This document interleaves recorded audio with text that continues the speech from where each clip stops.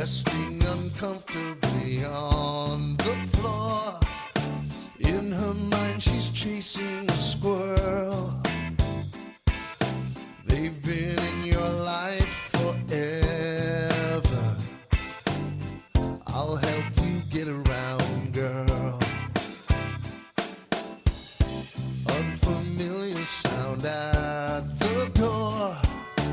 Is the perimeter secure?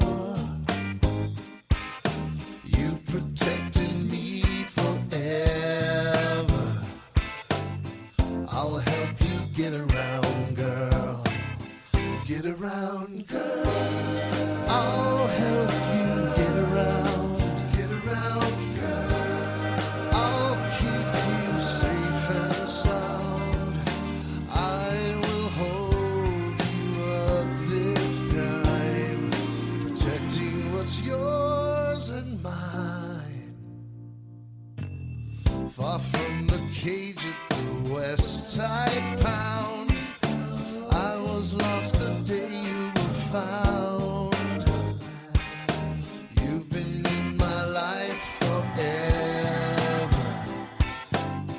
I'll help you get around. Get around, girl.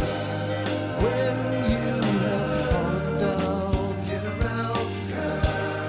I'll get you off the ground. I will hold you up this time.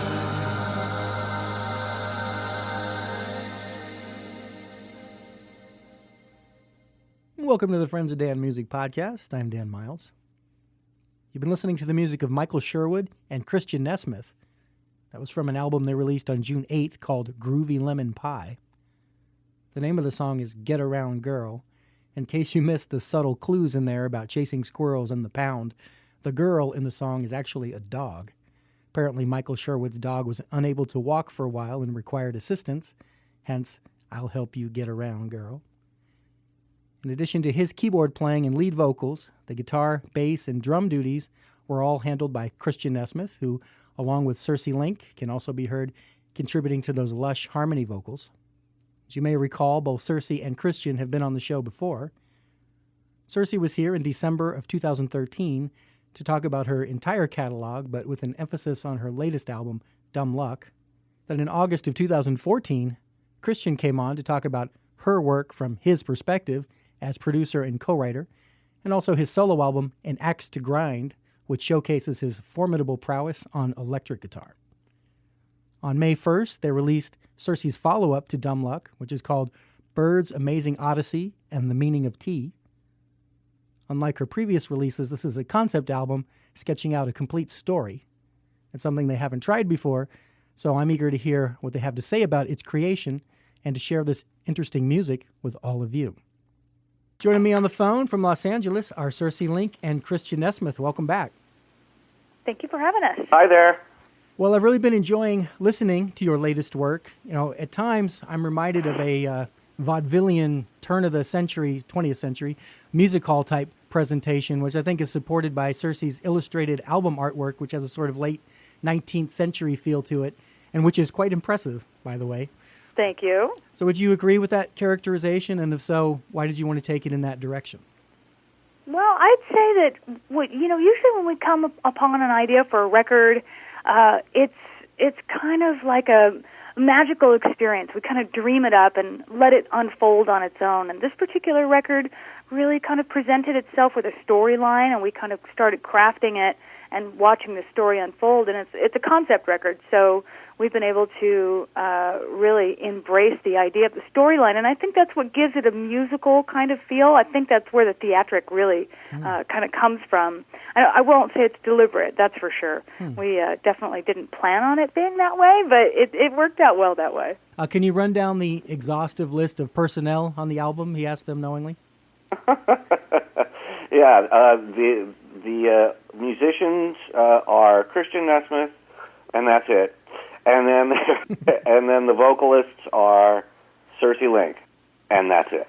Yeah, I was surprised to hear that, but as we're going to hear, the album sounds just as full as the rest of your output. It's definitely not lacking in the sonic impact department. And you've got the tracks crossfading and bleeding into each other, which sort of forces a listener to experience the album front to back without cherry-picking individual songs. Maybe not force, but it gives them a strong incentive, let's say, to sort of, take the journey start to finish. Well, that kind of evolved as well. Like Circe said, the story presented itself, but we were a few songs in. We had a song here and there, and they were starting to take shape. And then Circe saw a real through line to the 3 or 4, or maybe even 5 songs by that point, and that allowed us to really have a target at the end of the record. And since there was a real through line, an arc to it, I've always been a fan of montage and segue, and allowing those one song to just take you into the next. Yeah. And so that became not only something that I wanted to do, but an actual exercise to execute. Yeah, it's very effective, and it's nice because it's never jarring. It's kind of like, if a person was listening to this, it's almost a vinyl experience, because you may not know that track 2 is over and track 3 has begun. It just kind of happened. That was exactly the point. And, we also paid attention to keys. I mean, 4 out of the first 5 songs on the record are in the key of E. So, kind of like that. So in a nutshell, the concept seems to relate to broadening one's horizons. I mean, how would you summarize the concept and what inspired it? Well, the concept is about a bird who's lived in a cage its entire life, and it's never been outside, and it has been reading about the world from the newspapers in the bottom of the cage, and it decides it really wants to get out and check out the world. It's naive and hopeful, and one day it gets to escape, and it goes out into the world and has all these marvelous adventures. It basically becomes a spectator. It doesn't necessarily have adventures that are happening to it per se, until it accidentally on purpose gets poisoned by a kind of a bad guy, and then it takes a twist, and the bird discovers that not only are there terrible things in the world, the bird initially thinks everything is very beautiful, and it has all these wonderful experiences, and then has to basically come up with the idea of that most humans that are thinking humans find themselves coming across their mind at some point, which is theodicy, which is why do bad things happen, and why do they happen to me, and does that mean bad things will continue to happen to me? So the bird goes on a journey almost not unlike Siddhartha, and comes to a realization by the end of the story about personal experience and taking a leap of faith to go out into the world and experience it for all of its sorrows and joys. Very interesting and very well put. It occurs to me as I look at your album cover here, like I mentioned, the illustrated album cover, I said it made me think of the 19th century because, in the pre-photograph era, pretty much everything was illustrated, but it also makes me think that in the pre-Wright brothers era, the birds pretty much had the sky to themselves, as there's nothing up there bothering them. So they were the ultimate spectators, unless somebody was shooting an arrow at them or a gun or something. I mean, that was pretty much their thing. They could fly above everything and check it out. And, I hadn't put those two things together until you mentioned the idea of a literal bird flying up there, but, Yeah, absolutely. Well, I was definitely inspired by the art of Harry Clark and Aubrey Beardsley, those amazing illustrators of that time.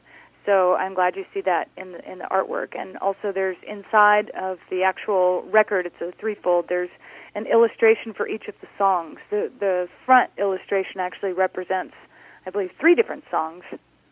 And then inside there's a straitjacket for Madhouse and a dog collar for Doolittle and a fedora for the Invisible Man and so on. So I really tried to embrace the idea of having an illustration for each song. And in an interesting way, the story that's being told, I've actually written it out. I haven't made it available for people to download yet. I wrote a small story to go with it. The songs are meant to work as illustrations for the story as well. Much like when you would get a storybook as a kid, you would have the print on one side and then the beautiful illustration on the right side of the page. Well, the songs are those illustrations to me. Well, naturally, the premise of this journey is established in the album opener. So let's go ahead and give the listeners a taste of that from Bird's Amazing Odyssey and the Meaning of Tea. Here's track 1 on the album. This is Caged Bird.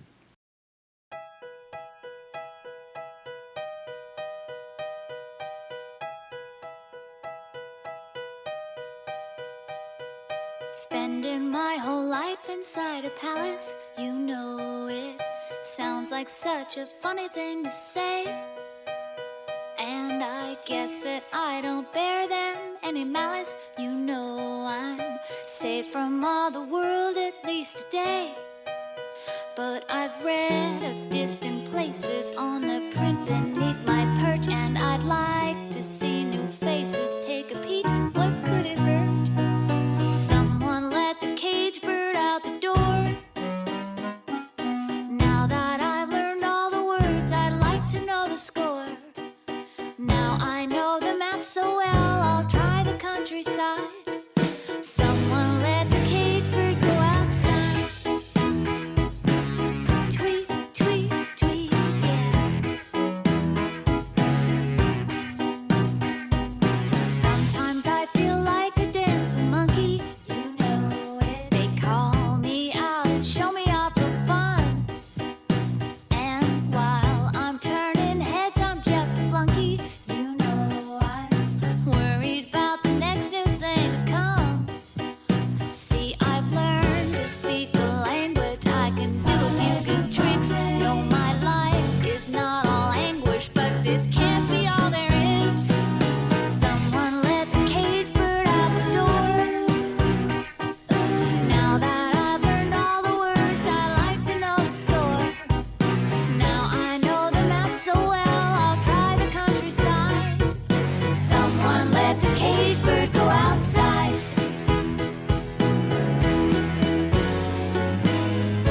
Every evening when the curtain falls, I am not afraid. But every morning from this gilded star, I like to fly far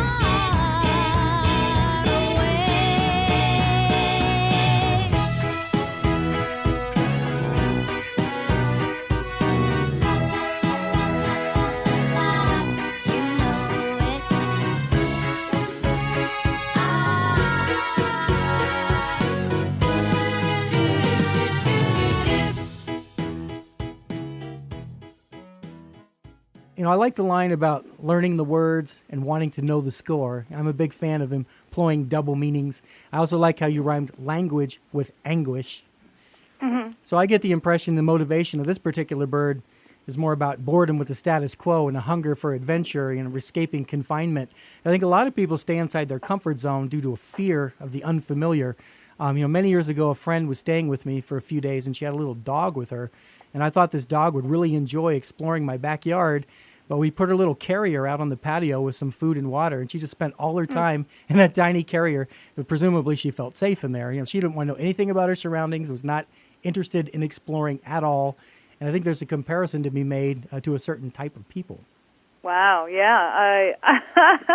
I'm sad for that dog and for people that are like that. But you know what? There are people that are like that, and I wish that that they find happiness no matter what cage they decide to sit around in, and maybe that's the best path for them. But I know that essentially for the human existence to be one that makes sense to me, I have to be in and of the world and experiencing the world, and like I said, experiencing the joys and the sorrows, allowing my heart to have the full complexity and range of emotions that sometimes we can't do without, and sometimes we wish we could not have it all.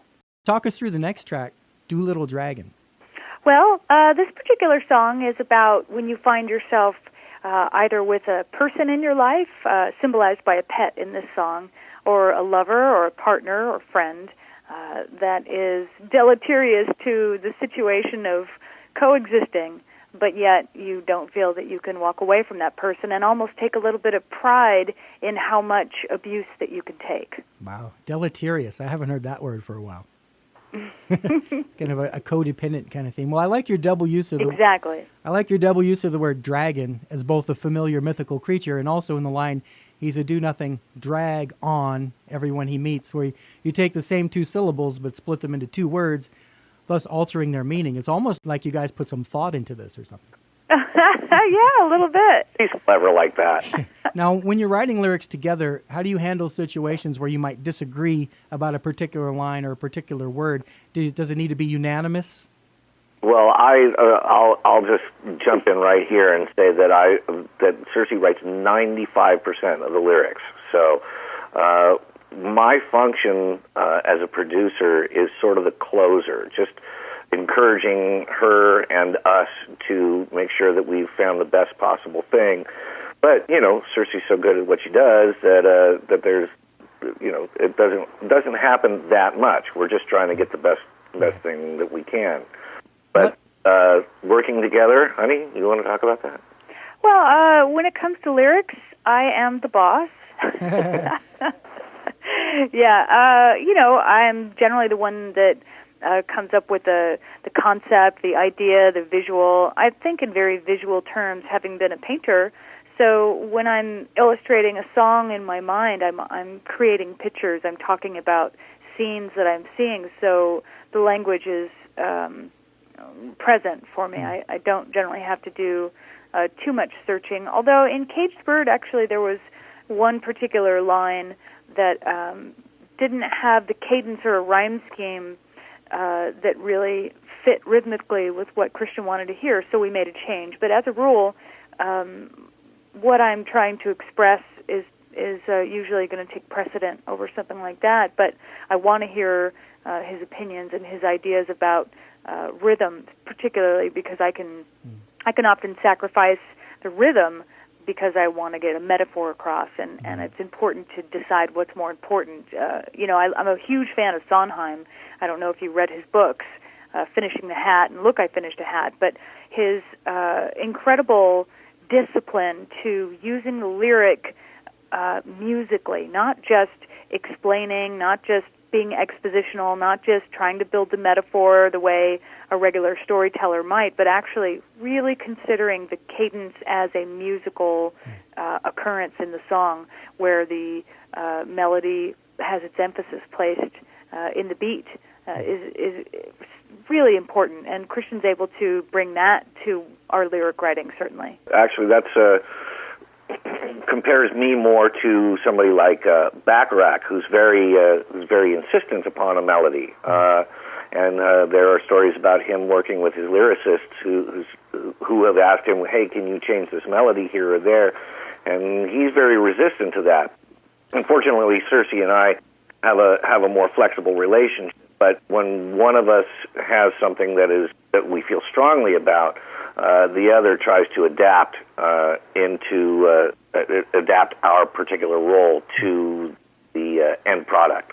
Obviously, you guys work well together because you always come up with great results, and I know you guys get along great. But I'm just saying, because it's sort of credited songs by Circe and Christian implies that she will write some music, you will write some music, she will write some lyrics, you will write. We don't ever know the percentage, but obviously it's a co-written thing, and you have your own system, and the way you described it doesn't surprise me at all, and it clearly works for you guys, so great. And it varies from song to song. Yeah. Sometimes I'll come up with the nucleus, sometimes she'll have a full lyric and melody ready to go, and I just have to figure out what chords she's singing over. Yeah, which is an interesting skill in and of itself. Well, let's pause and check this next one out. This is track 2 on the album. It's called Doolittle Dragon.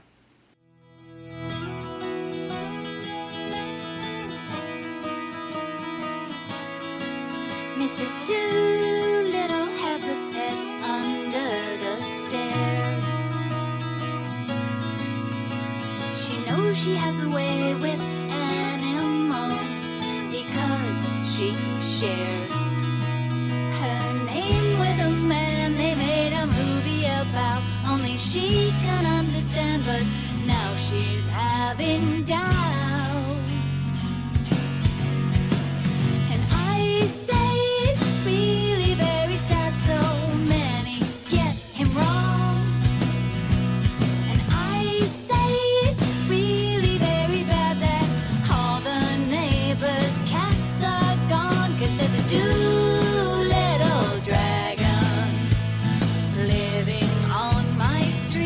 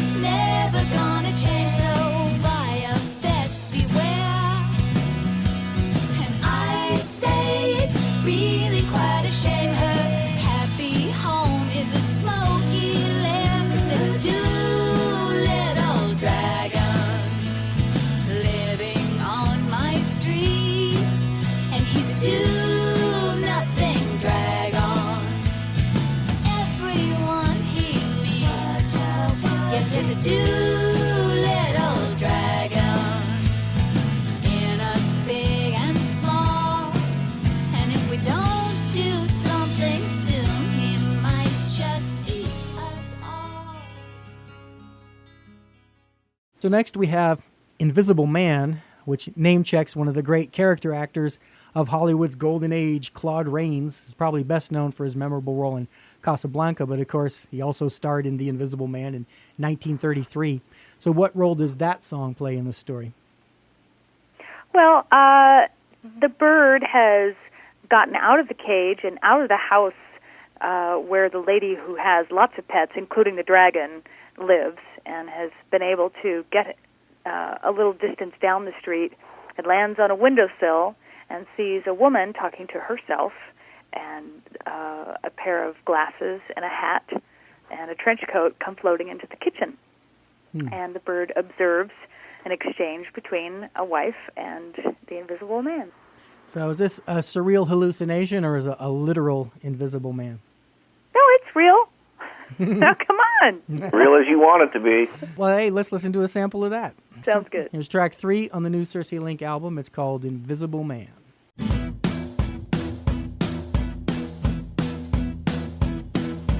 I can't see you with my baby blue, so strange. It's like I'm all alone. No, I don't feel well. I'm in my own hell. It's like you're here when you are gone. Tell me how to get a better view, 'cause all you do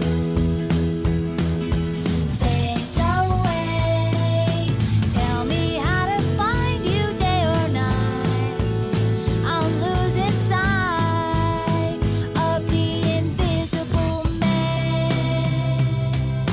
Just like Claude Rains, you've gone outside without a hat. But that's how I know exactly where your face is at. A puff of smoke, a tangled bandage left behind. It's so unkind. No, I'm not blind, but I can't see you there. I can't see you with my baby blue, so strange. It's like you're never here. No, I don't feel nice. I think I just might curl up and finally disappear. Tell me how to get a better view, 'cause all you do fades away. Tell me how to find you day or night. I'll lose inside of the invisible man.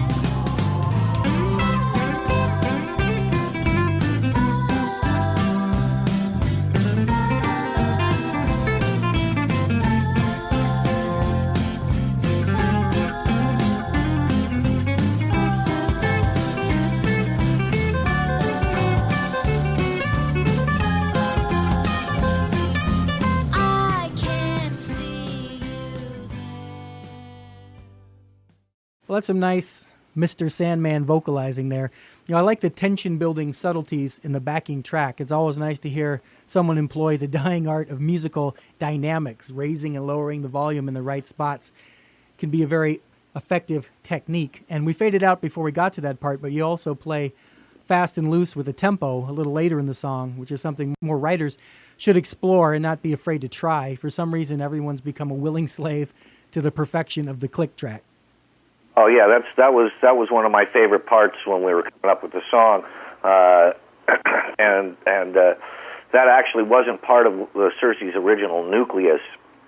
It was something that we sort of invented on the spot. I don't even know how it came to be, but to drop down into less than halftime tempo and gradually ramp it back up. And actually, when we get back to the last section, it's fast where we started, and I mapped that all out with the click track and everything. And I really, really enjoy that because by the time we hit the last verse, you have the bridge. Is it the bridge or the chorus that's playing counterpoint to the actual last verse? So it's really, really fun. I enjoy that. Well, the reason I cut the track out before that part is I felt like if I would have done that, I'd been committed to playing the whole thing, and I'm intentionally not doing that. I don't want to give away your guys' album here. I just want everybody to get a sample of it, and naturally, as we'll be reiterating at the end, we want people to buy this album. And interestingly, this one contains lines about vanishing into thin air and puffs of smoke, but it's the next track that's called Magic Show, so maybe a little lyrical foreshadowing there? Well, I didn't intend for it to be like that, but the bird actually does, in an interesting way, end up in a theater where it observes a magic show happening, and this is a song that's from the perspective of an assistant who is in love with her magician. I was going to ask you about perspective because I didn't know if you were singing every song from the perspective of the bird character or if you're a narrator throughout or, if you were switching it up and fluctuating. So I'm glad to know it's perspective of the magician's assistant. That's cool. As soon as I'm finished writing the story, I will make it available for people for download. Yeah, and I will shout that out on a future show to let people know that. And, of course, through the famous social media that we're all intertwined with these days, we'll all be sharing and liking. I have to respect any writer who manages to incorporate a 6-syllable word into their lyrics. Prestidigitation. Thank you very much. It's quite a mouthful. You also use mighta, shoulda. And you were talking earlier about the rhythm of words. That's a good example of how the rhythm of words can marry up with the rhythm of music, and what sounds natural in the context of a song might not sound quite as natural in normal conversation, and I'm sure others might have should have agree with me on that. Yeah, well, I certainly didn't give that a whole lot of thought. I'm lucky in the sense that I hear instinctively cadences that sound good together, and I don't have to give it too much thought about how it comes out. Occasionally I will, but something like that was very natural.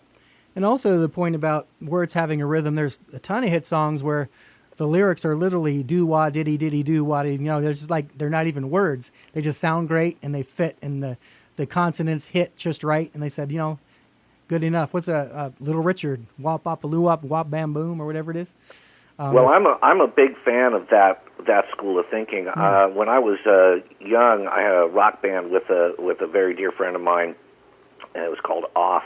And he is native Greek. His name is Tony Tassis, and he moved to the United States when he was 9. So he had a little bit of a drawback in his language. I mean, he speaks fine, but the way he thinks about things when it comes to music, he would always choose lyrics that just sounded good to say. Another person who's like that is Steven Tyler. Is that he loves to just make it really rhythmical, and so that's some of the things when we were talking about Circe and I's working relationship. That'll be one of the places that I will tend to lead her toward if there's a lyric that can be more prosy, and I'm looking for something a little bit more rhythmic. That's the inspiration. That's kind of the place that I'm coming from. Yeah, it's important to always keep that in mind because music is an audio presentation. Absolutely. And also a little nod to Cole Porter in there with The Voodoo That You Do. Oh, yeah. Well, I'll tell you what, continuing our bird saga, here's track 4 on the album. This is called Magic Show.